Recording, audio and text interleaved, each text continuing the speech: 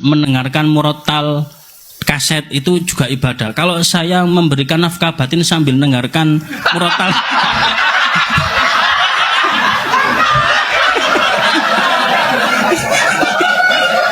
nah itu gimana hukumnya, nonton? Kan sama-sama ibadah, nonton. Bismillahirrahmanirrahim. Matur suwun atas waktu yang diberikan. Ada 2 pertanyaan, Gus. Belum bisa korupsi ini. Kok enggak 4 sekalian? Yang pertama terkait dengan penafsiran ayat mengenai Inna fatahna laka fatham mubina, tentang pentingnya kekuatan untuk bisa mengawal kebenaran. Tapi sampean percaya tuh sama kitab itu? Nggih. Oh, ya udah percaya dulu nah. Jangan nanti aja, penting percaya dulu. Iya.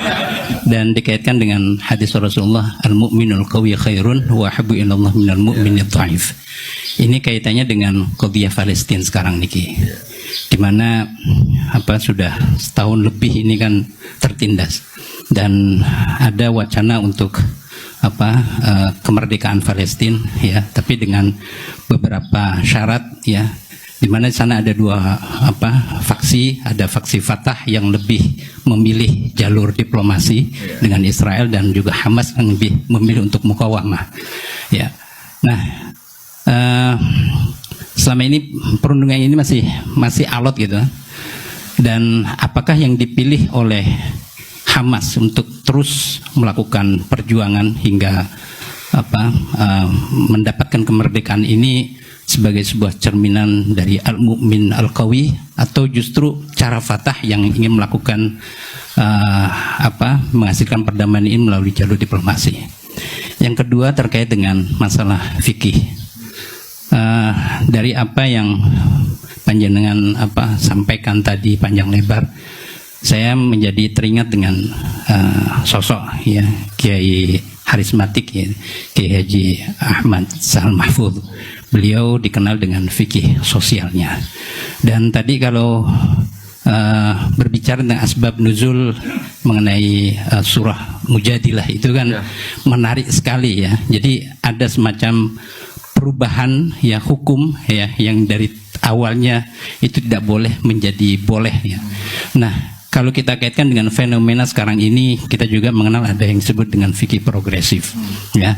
Jadi apakah memungkinkan ya dengan kondisi real di masyarakat sekarang ini, ketetapan hukum itu yang sudah ditetapkan dalam Al-Quran bisa berubah ya secara hukum dengan menyesuaikan kondisi di masyarakat? Bukankah tadi dari asbabun nuzul ini ya kemudian ditetapkan dan itu menjadi syariah? Nah, apakah syariah itu sesuatu yang tetap atau memungkinkan untuk bisa berubah dari yang halal menjadi haram ya, misalkan dari yang makruh menjadi dan sebagainya? Saya bisa jadi mahasiswa. Gak mau kalau contohnya. Ya, matur suwun Gus. 2 pertanyaan kok. Ya. Yang kedua monggo Gus Torik biar berurutan. Assalamualaikum warahmatullahi wabarakatuh. Ini namanya siapa tadi? Afif. Pak Afif. Afifullah atau Afifuddin? Afifullah. Mohon izin Kiai mau bertanya. Awalnya banyak pertanyaan tapi takut dianggap korupsi jadi satu mawon insyaallah. Jelas korupsi itu Bang. Karena Universitas Islam Malang itu ada Islamnya, maka biasanya ngomongnya sama rektor. Ada banyak sekali kajian-kajian fikih di dalamnya. Dan dalam kajian fikih kami itu ada kajian fikih as'ilah farodiyah. Jadi segala macam persoalan yang diawali dengan huruf lau, andai gini gitu.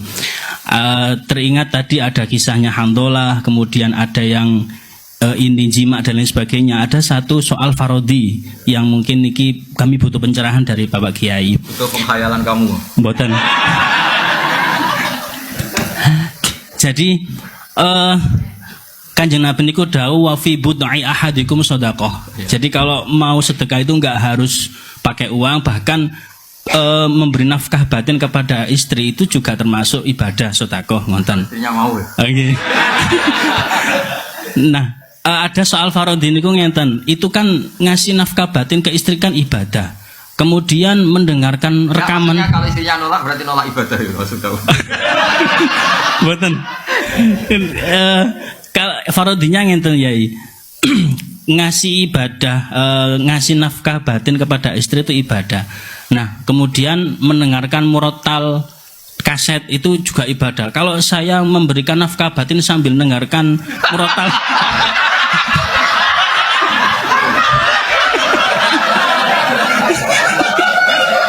nah itu gimana hukumnya, ngoten? Kan sama-sama ibadah, ngoten.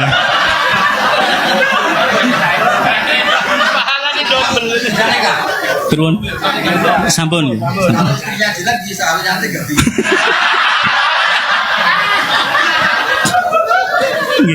Kemudian sub pertanyaannya lagi, apakah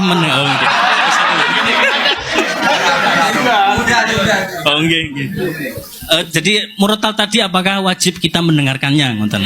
Karena rekaman nggih. Nggih. Baik, yang terakhir perkenalkan, nama saya Afifuddin dari Fakultas Ilmu Administrasi. Namanya siapa? Afifuddin. Beda dengan ini, Ya, itu Afifullah. Kalau ini muannas, yang saya mudzakkar. Baik, saya tidak keluar dari konteks dan saya tidak korupsi. Saya hanya satu ucapan saya di dalam hadis Sahih Muslim, al mukminu al qawiyyu khairun wa habbu ilallah minal mu'minu adh-dhaifi.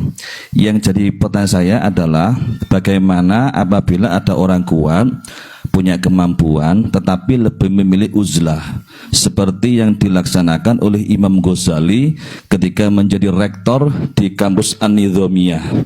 Kemudian beliau menemukan segala sesuatu yang mengatakan bahwa saya harus lebih uzlah daripada jadi rektor. Saya keluar saja, saya uzlah saja di masjid sampai akhirnya bisa menghasilkan karya yang monumental yaitu Ihya Ulumuddin. Jadi mohon arahan dari Gus Pak lebih. Arahan ke rektor disuruh ngomong yang jelek. Maksudnya ini uzlah, kamu yang rektor. Mohon arahnya antara uzlah dengan menjaga kekuatan, itu lebih bagus mana? Terima kasih. Begini ya, sesuai kaidah ilmu wala taqfu ma laysa laka ilm ya. Dengerin dulu nih Mas Afifu ya. Sebetulnya masalah Mas Fata itu setahu-tahunya kita itu lewat media. Saya ulang lagi, setahu-tahunya kita ini lewat media. Kita nggak tahu persisnya. Yang kita tahu hanya persisnya secara hukum, kita harus bantu Palestina dengan segala cara. Dan alhamdulillah Indonesia termasuk negara yang mulai zaman Pak Karno sampai sekarang selalu mengakui kemerdekaan apa? Palestina. Tapi kalau pada level teknis membandingkan Hamas dengan Fatah, saya itu pernah punya buku tentang Yasir Arafat. Ditulis wawancara, penulisnya itu wawancara dengan Yasir Arafat. Kalau baca itu seakan-akan yang masuk akal ya Fatah lewat diplomasi. Tapi melihat sekarang Israel begitu seakan-akan Hamas yang masuk akal. Tapi saya ulang lagi, hal-hal seperti itu setahu-tahunya kita tetap lewat media. Itu kan sama dengan fenomena ormas-ormas keras di seluruh dunia. Kadang-kadang nyun sewu ada penumpang gelapnya yang sedang nggak suka pejabat yang sedang apa jabat. Jadi tidak, ini bukan urusan sudon dan sudon, sama-sama acak secara ilmu itu potensi itu ada.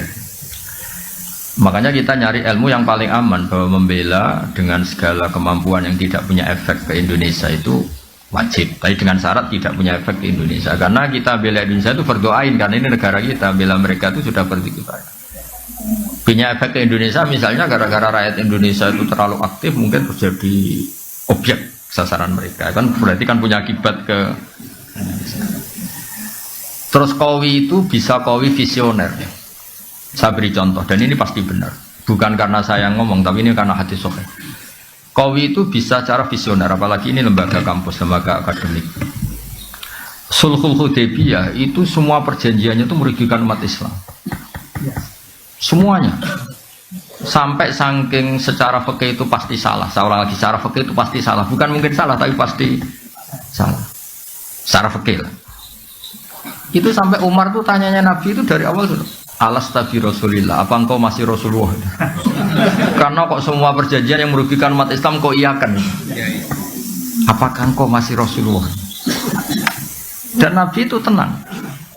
Iya, saya masih Rasulullah. Nabi ya santai, tidak marah.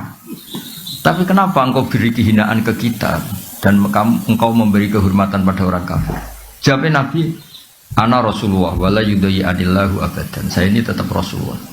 Itu diantara perjanjian gini, kalau orang Islam masuk kafir itu suruh biarin karena kembali ke habitat.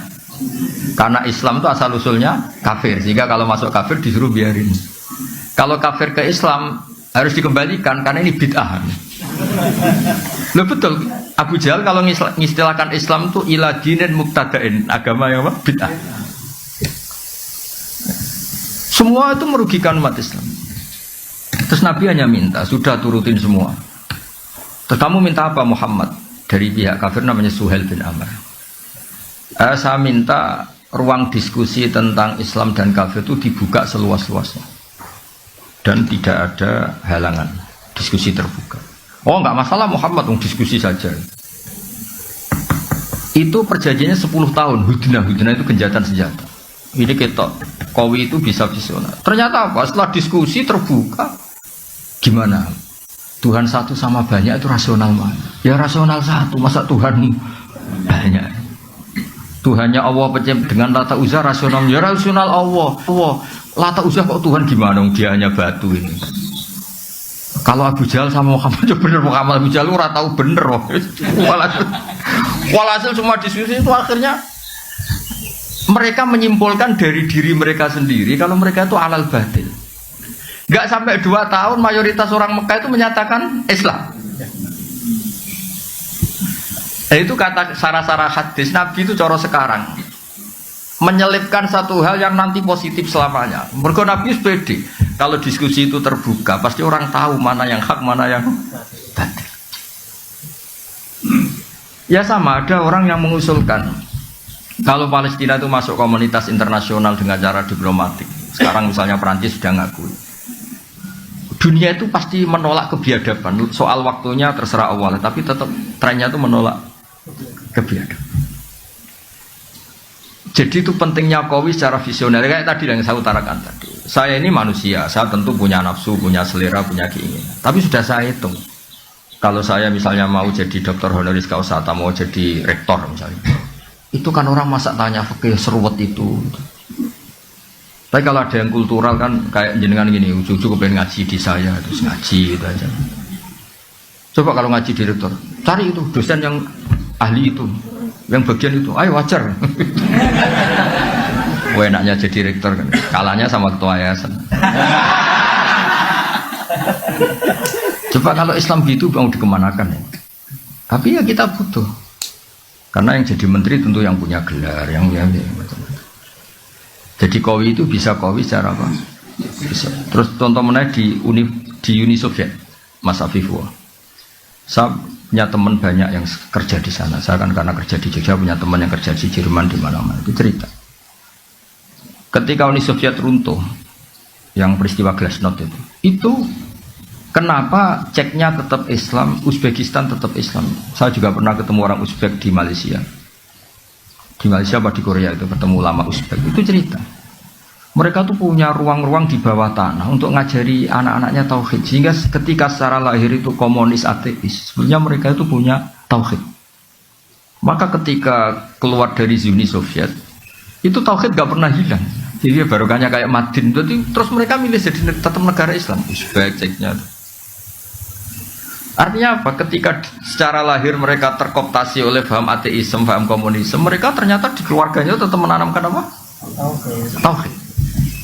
Makanya ketika tauhid ini nggak pernah hilang, terus negara merdeka ya langsung tetap jadi negara komunitas Muslim.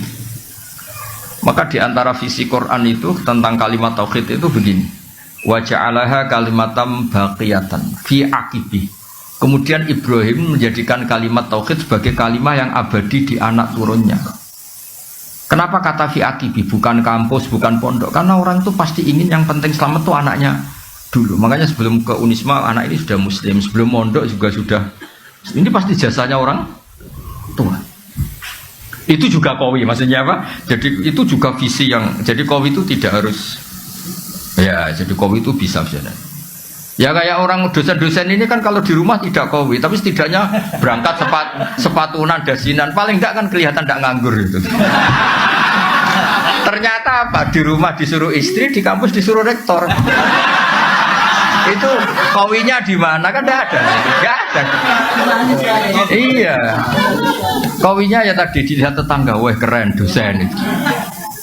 Lah akibat dari nasibnya gitu, yang penting dasinya ditata rapi, sepatunya ditata, itu satu-satunya harga dirinya ya itu. Ya itu juga qawi gitu loh. Kan lumayan ada tahapan hidup gak dianggap pengang. Jangan tanya penghasilan, yang penting gak nganggur dulu. Lalu ada orang sering marah sama istrinya sampai mempertimbangkan mau dicerai. Itu gak cerainya karena tanya saya, Gus, istri saya kebangetan pas saya cerai. Status kamu punya istri sudah keren karena tidak jomblo. Kalau kamu ceraikan tidak keren, jenenge sedudo. Yo, tangan-tangan tetap untung. Tangan-tangan punya istri tetap untung. Karena di dudo ya ora kepenak kata saya. Ya kecuali istri kamu yang menceraikan lewat Rafa, gimana lagi gitu. Terus tadi yang dari jenengan tanya apa tadi? Murotal lah. Bo, kalau ngawur terus dikira-kira. Maksud saya gini, ngawur, tanyakan pakar psikologi. Memangnya mungkin orang sengawur kamu nikmati istri kemudian iya, makanya saya tadi bilang kalau istri kamu cantik itu mungkin pertanyaan itu tidak muncul.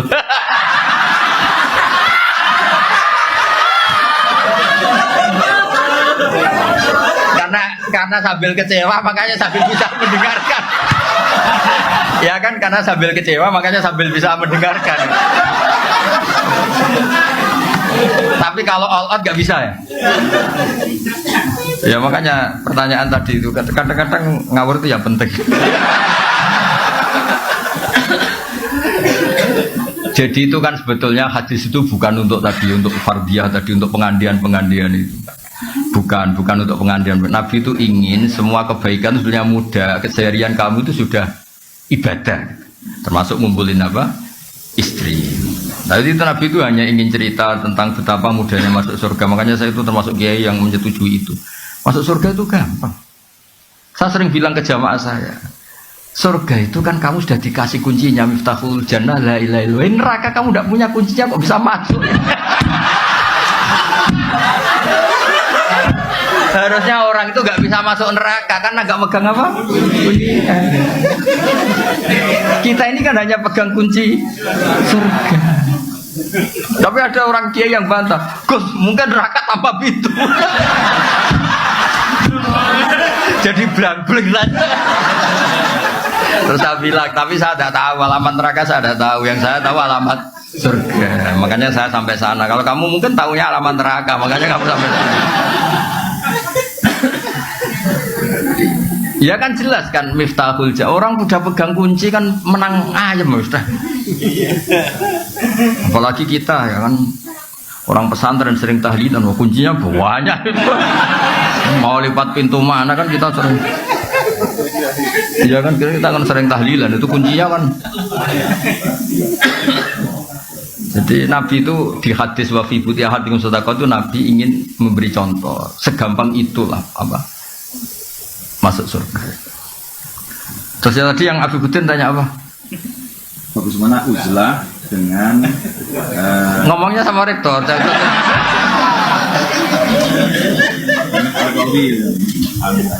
Saya termasuk yang sudah uzlah, tapi tadi karena tetap punya kesadaran kitmanul ilmi itu dosa dan tabligh itu wajib. Makanya tak ganti, saya ngaji Rebo itu ya kayak saya nemuin jenengan.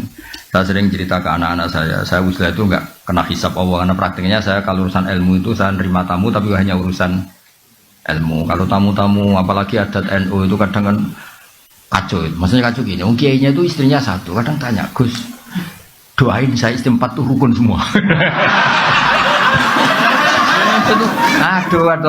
Terus ada kiainya tuh karuan miskin, nggak punya pom. Saya sering punya tamu nggak.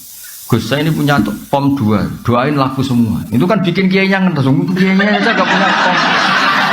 Saya itu termasuk kenapa gak terima tamu itu dosanya tamu-tamu yang ngawur-ngawur itu termasuk itu.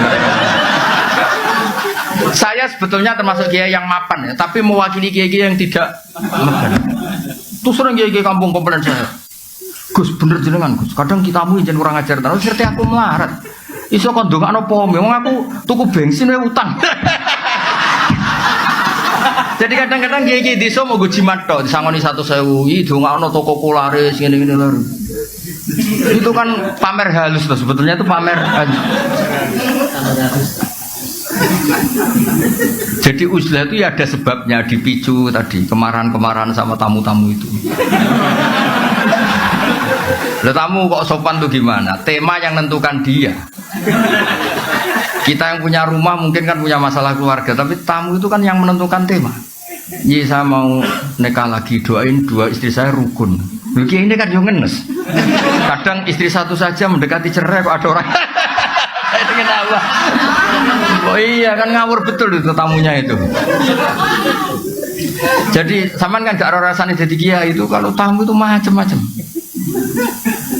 Saya kan termasuk kiai yang gak pati tertarik kaji berkali-kali. Saya pernah haji. Itu kadang ada tamu travel tuh. Saya doain setiap tahun bisa haji. Padahal saya tidak termasuk yang berpendapat itu penting.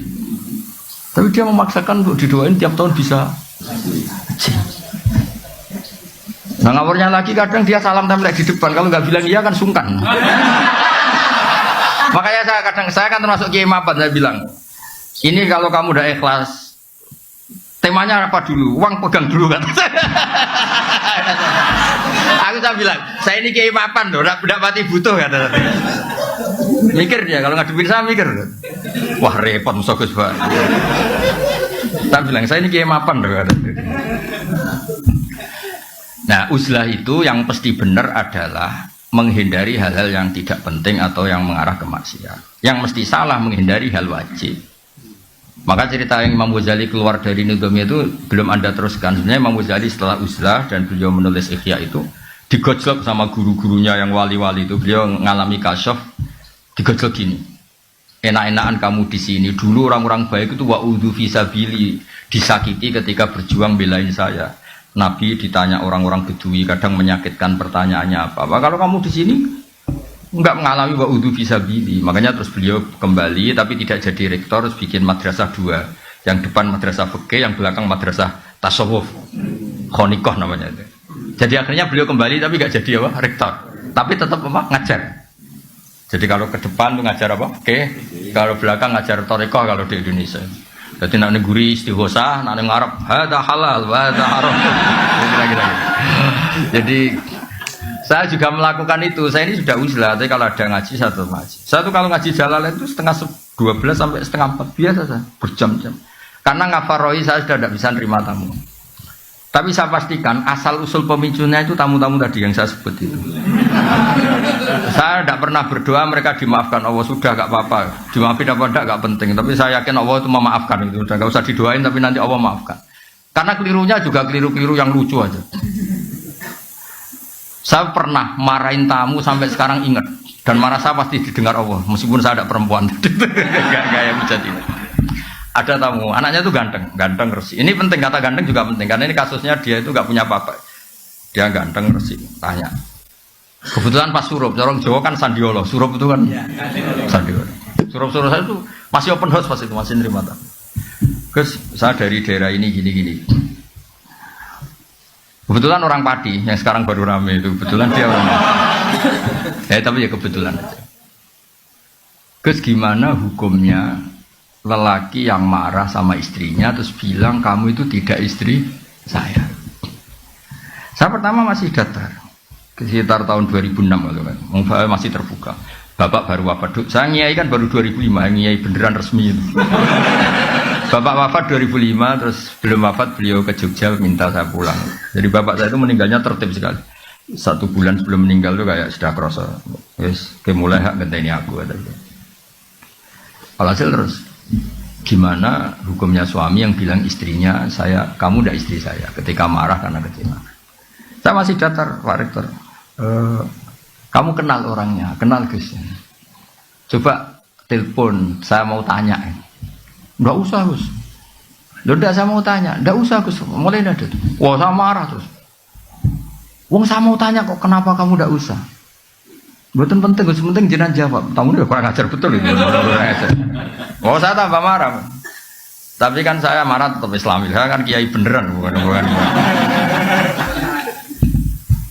Terus saya mulai marah gini.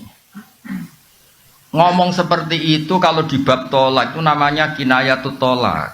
Kalau kinayah itu butuh niat, maka saya konfirmasi ke orangnya niatnya itu cerai apa enggak. Karena kalimat itu kalimat apa? Kinayah. Kinayah itu butuh niat, makanya mau saya tanyakan orangnya. Ternyata apa dia bilang? Niku kulo. Terus dia cerita, saya ini santri ganteng, Gus. Untuk neng, jadi saya itu getun ngomong gitu. Karena saya jadi Gus ya karena dapat dia. Jadi dia bilang, saya ini santri ganteng terus dapat nengnya. Kalau cerai betul, Gus, nasib saya selesai. Ya jenis Gus naturalisasi tadi.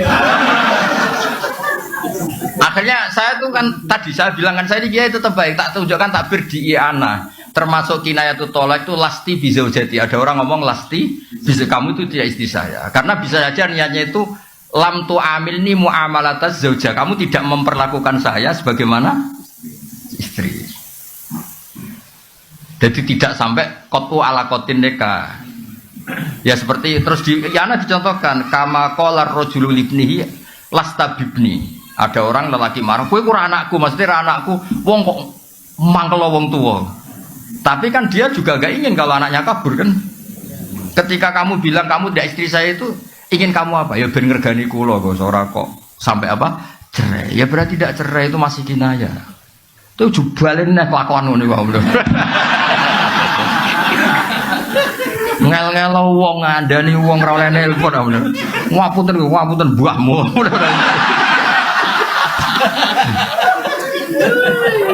Sampai situ masih baik. Coba orangnya telepon, mau saya tanya. Karena ini urusan kinayah kan tahtaju ilan niyah.